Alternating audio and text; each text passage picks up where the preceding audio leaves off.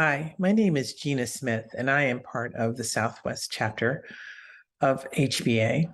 And welcome to Mental Health Day.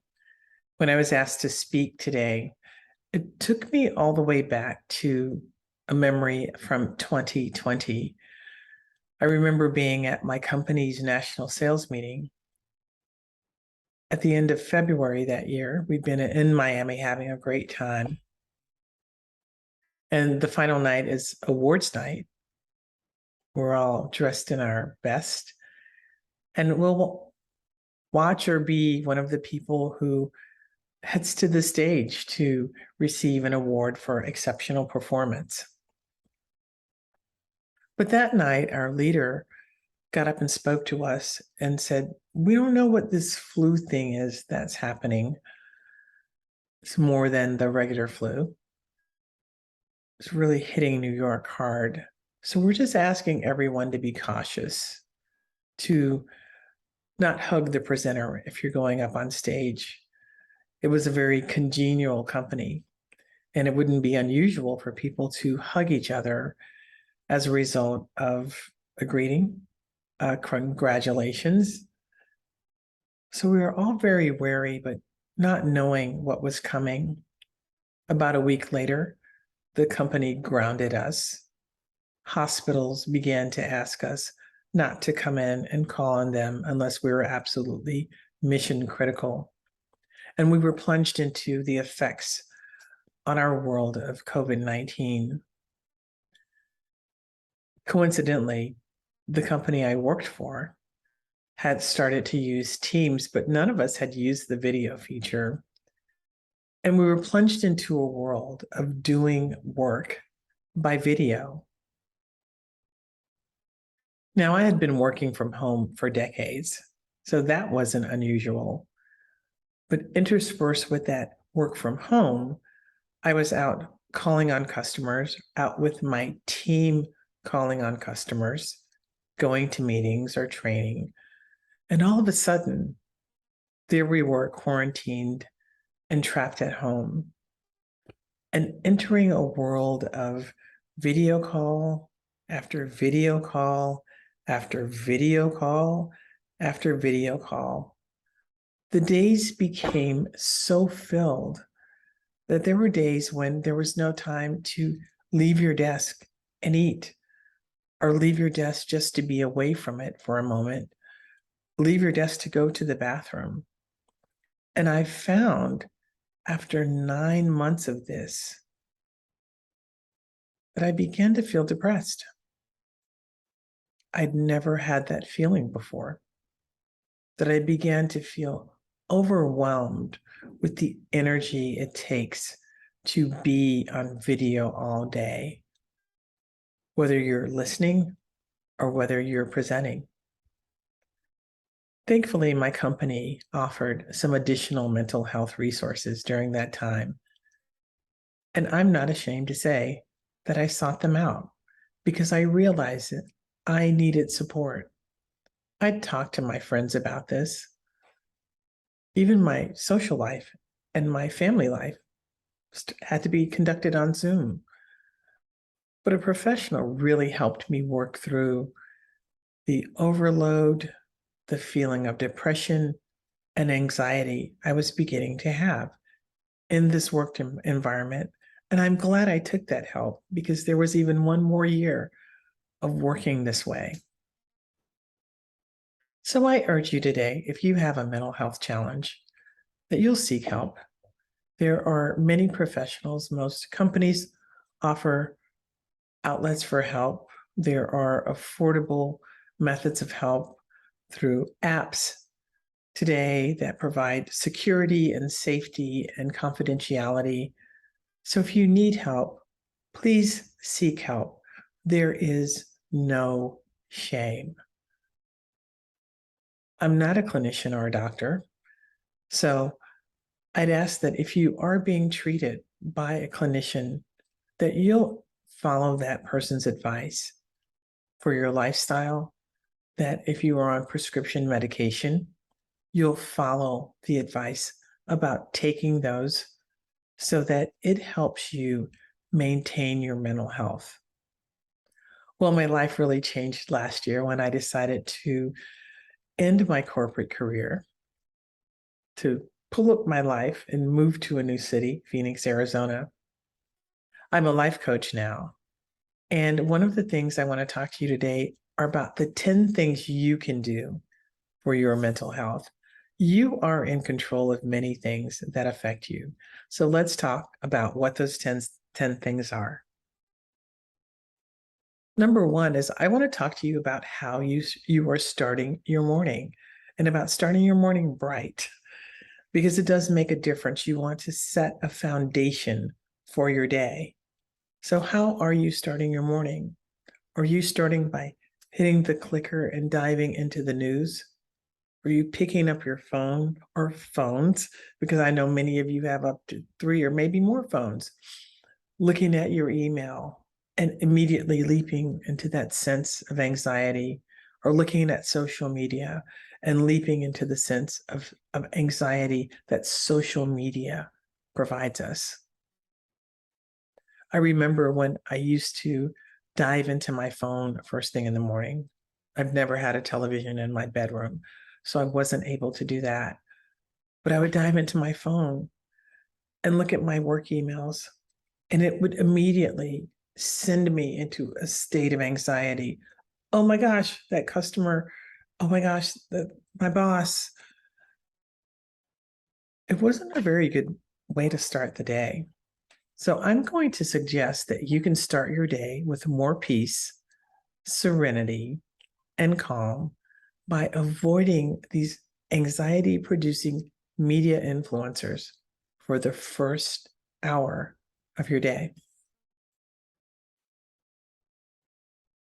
Second, I'm going to recommend something that's kind of fun and that's super easy.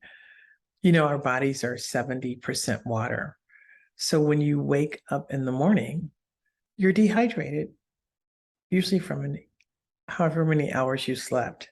So keep a water vessel or a carafe next to your bed that holds 16 ounces of water. And when you get out of bed and put your feet on the floor, grab this vessel of water and chug it. You'll be surprised how energized and awake you feel after you do that. Practice some mindfulness. Can you carve out 5 minutes in your morning for yourself to practice mindfulness? Consider it being a gift you're giving yourself. This can take the form of doing breath work, meditation, or guided mindfulness exercises. There are many resources to help you. You can find things on YouTube for free. There's the app called Calm, and many others that have guided meditations, that have breathwork exercises, that have other silent meditations that you can use to bring a sense of calm to your day. Just 5 minutes a day can help you set up for calm and peaceful entry into the day. You know, our bodies were designed to move. So movement is so important. Movement raises your mood. Movement in the out of doors raises your mood even higher. And studies have shown that getting outside and moving helps relieve depression. It's not about going hard at the gym, although that's ideal if that's what you enjoy. A few minutes of stretching, gentle yoga or Pilates move the body and thus your mood. Walking is the easiest, most portable way to move. A 10-minute walk will lift your mood. What you can eat can affect your mood. We don't often think of this. But think about it when you're going for comfort. What do you reach for? Fats, sugary foods, alcohol. So all those things give you a temporary high, but they soon bring you spiraling down. So if you want to lift your mood, seek out fresh fruits and vegetables, lean protein, and healthy fats. These foods will sustain you and keep you from crashing, as sugar and alcohol do. Choose an affirmation. I love words. Words have power, and it's possible for us to create our worlds with words. So, affirmations are positive words we speak, declaring who we are, who we want to be, even if we aren't there now. Repeating an affirmation helps anchor it into our mind, which leads to action in our everyday lives. One of my favorite affirmations is, I am worthy of all the goodness of life. Connect. We humans are made for connection with other human beings. And sadly, with all of the media and tools we have, we are living in an age where there's an epidemic of loneliness. Connecting to others is essential to your mental health. Do you have someone in your life you can share your true self with, blemishes and all? Someone you can confide in and trust? Are you connected to others more casually? Are you connected to others through your faith community, professional, or civic organizations? Connecting with others gives us energy, lifts our moods, and wards off loneliness. If you've been isolating, can you reach out to a friend or loved one today and connect?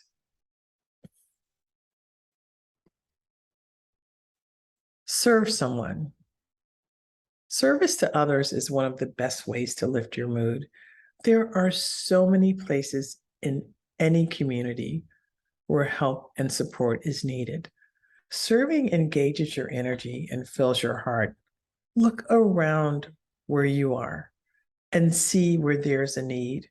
The needs extend to people, animals, social, faith-based organizations. They all need our help. So many people need help.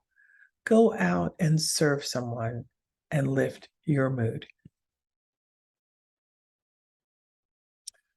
Sleep. You need sleep. I used to live with completely inadequate amounts of sleep. I had briefly adopted Martha Stewart's philosophy that I only needed 4 to 5 hours of sleep, but I don't have the staff she has. You need much more sleep than most of us are getting.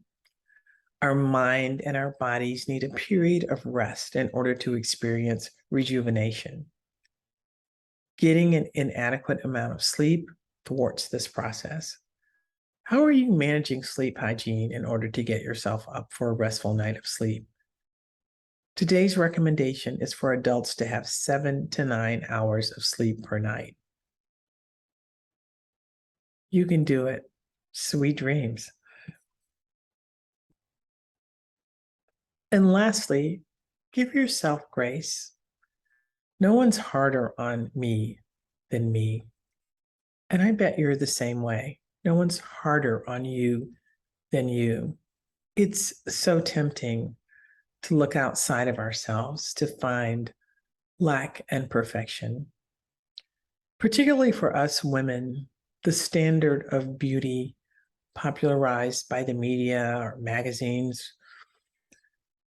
wealth, housekeeping, parenting, and all of it looks so high when we look at social media and we feel that we are lacking. We're unforgiving, gazing in the mirror. We're unforgiving of mistakes. And I'm going to encourage you to take the pressure off and give yourself grace. You are beautiful and perfect as you are.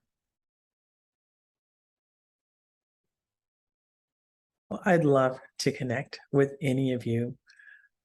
After this, I am offering 20 one-on-one slots in my calendar where you can talk to me about anything that's relevant or present for you. Drop your name and contact information in the chat, and I'll reach out to you next week. Head over to my website, www.ginaarsmith.com, and grab a copy of my free ebook, 10 Ways to Start Your Day Happy, or email me at ginarena05@gmail.com. I'm so happy I was able to serve you today. Your mental health is so important. And thank you. And go out and take care of you. Bye bye.